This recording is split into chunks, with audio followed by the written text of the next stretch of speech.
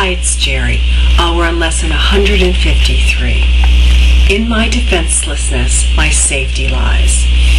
You who feel threatened by this changing world, its twists of fortune and its bitter jests, its brief relationships, and all the gifts it merely lends to take away again, attend this lesson well. The world provides no safety. It is rooted in attack, and all its gifts of seeming safety are illusory deceptions. It attacks and then attacks again. No peace of mind is possible where danger threatens thus. The world gives rise but to defensiveness. For threat brings anger, anger makes attack seem reasonable, honestly provoked and righteous in the name of self-defense. Yet is defensiveness a double threat, for it attests to weakness and sets up a system of defense that cannot work. Now are the weak still further undermined, for there is treachery without and still a greater treachery within. The mind is now confused and knows not where to turn to find escape from its imaginings. It is as if a circle held it fast, wherein another circle bounded and another one in that, until escape no longer can be hoped for nor obtained.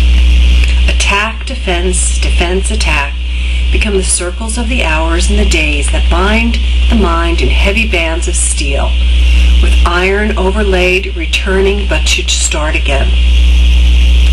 There seems to be no break nor ending in the ever-tightening grip of the imprisonment upon the mind.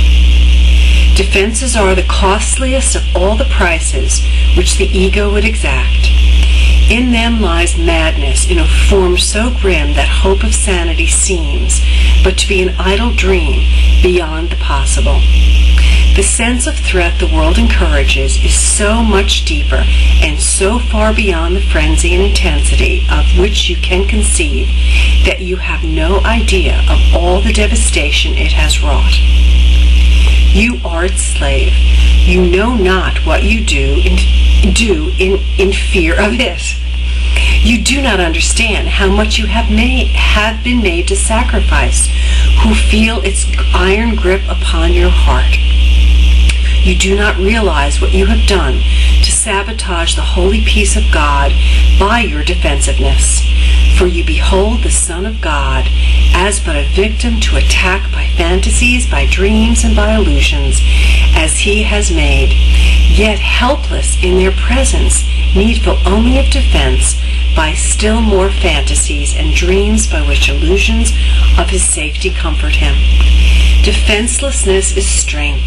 It testifies to recognition of the Christ in you.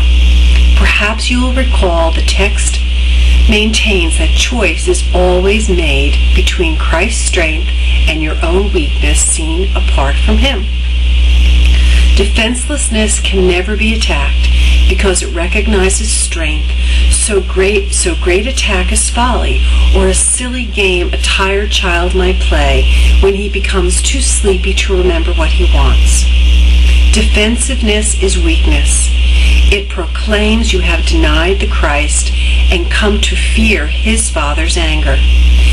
What can save you now from your delusion of an angry God whose fearful image you believe you see at work in all the evils of the world?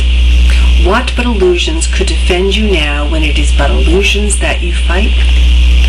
We will not play such childish games today, for our true purpose is to save the world, and we would not exchange for foolishness the endless joy our function offers us.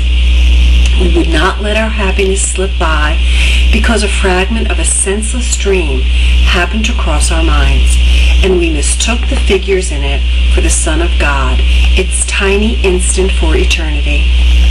We look past dreams today and recognize that we need no defense because we are created unassailable, without all thought or wish or dream in which attack has any meaning. Now we cannot fear, for we have left all fearful thoughts behind, and in defenselessness we stand secure, serenely certain of our safety now, sure of salvation, sure we will fulfill our chosen purpose as our ministry extends to holy blessing through the world. Be still a moment and in silence think how holy is your purpose, how secure you rest, untouchable within its light. God's ministers have chosen that the truth be with them. Who is holier than they? Who would be sure that his happiness is fully guaranteed? And who could be more mightily protected? What defense could possibly be needed by the ones who are among the chosen ones of God, by his election and their own as well? It is the function of God's ministers to help their brothers choose as they have done. God has elected all, but few have come to realize his will is but their own.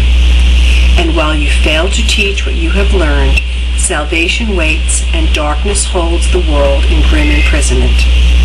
Nor will you learn that light has come to you and your escape has been accomplished, for you will not see the light until you offer to all your brothers.